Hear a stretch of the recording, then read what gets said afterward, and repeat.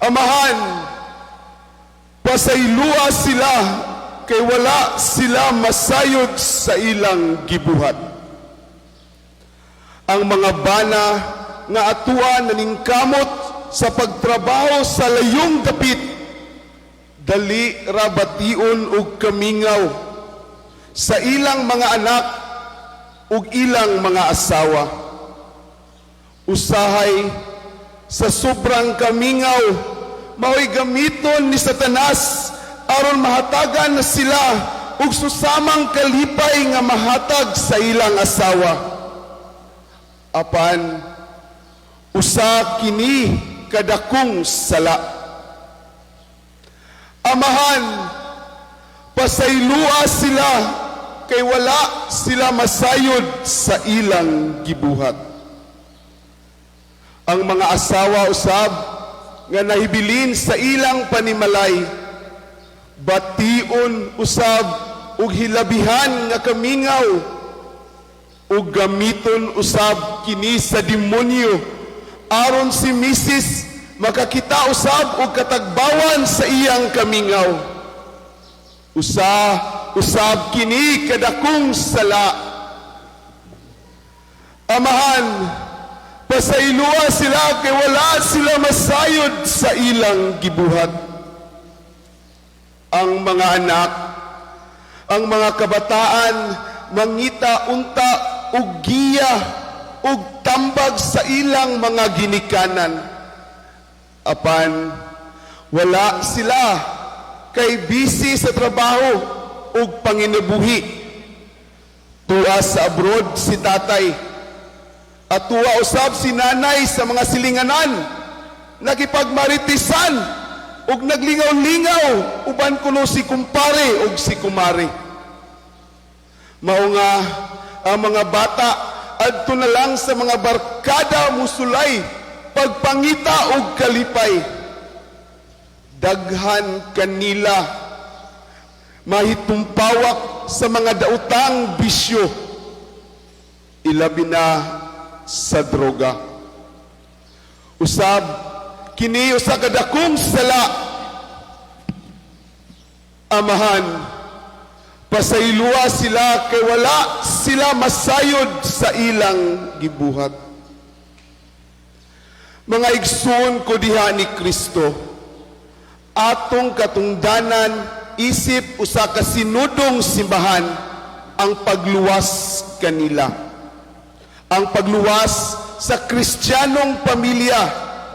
Ato silang tabangan, ato silang luwason. Una, pinaagi sa atong mga pagampo.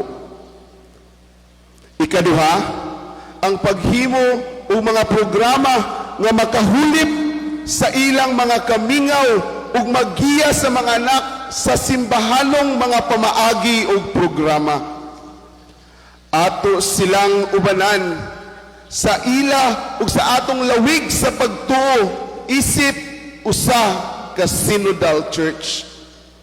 Ug ato silang tabangan sa matang sa ilang panginabuhi aron dili sila mapahilayo sa Dios. Kinahanglan kita masayod unsa ang atong angayan nga buhaton aron dili sila mahitumpawak sa mga haylo ni Satanas. Amahan, tultuli kami unsay angay namong buhaton aron masayod sila sa ilang gibuhat. Mga kaigsuonan, usa sa mga matamis nga bunga sa atong pagsaulog sa Jubilee 2025 mao ang pagpasaylo o forgiveness. Ug mao kini ang unang gilitok nga pulong sa atong Ginoong Hesukristo sa dihang nagtinga na siya sa krus. Amahan, pasaylua sila kay wala sila masayod sa ilang gibuhat. Kini mao ang iyang kinaunhan nga panugon sa 7 niya ka mga panugon. isip handumanan o ligasiya sa atong Ginoo sa wala pa siya mamatay. Amahan, pasaylua sila kay wala sila masayod sa ilang gibuhat.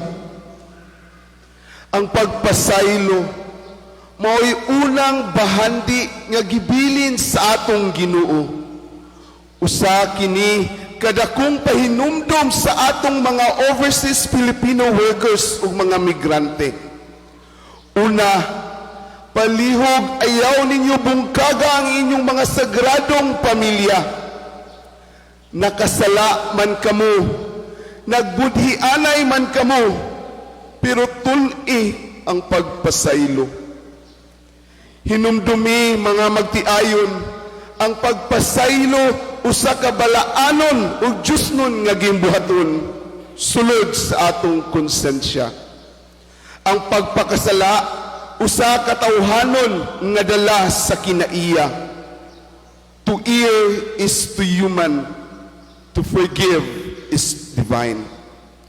Ikaduha, ang pagpasaylo sa usag-usa mao'y bililhon nga gasa sa inyong pamilya nga mao'y gipaabot sa inyong mga anak aron mahatagan sila og igong paglaom alang sa usa ka maayong kaugmaon. Amahan, pasaylua sila kay wala sila masayod. Mga anak, ayaw intawon kamo pagpalabi sa pagpakasaway o pagkabadlungon. Duyugi ang mga paningkamot sa inyong mga ginikanan. Tun-i usab ang mga kakulangan sa inyong mga ginikanan. Luwasa usab sila sa pagpasaylo. Hinumdumi usab nga kung wala pa sila, wala usab kamo niining kalibutana. Mga anak, pasaylua sila kay wala sila masayod sa ilang gibuhat. Mga igsoon ko diha ni Kristo, kung makamao kitang mupasaylo sa usag-usa, nanhapsay ang atong paglawig diha sa paglaom.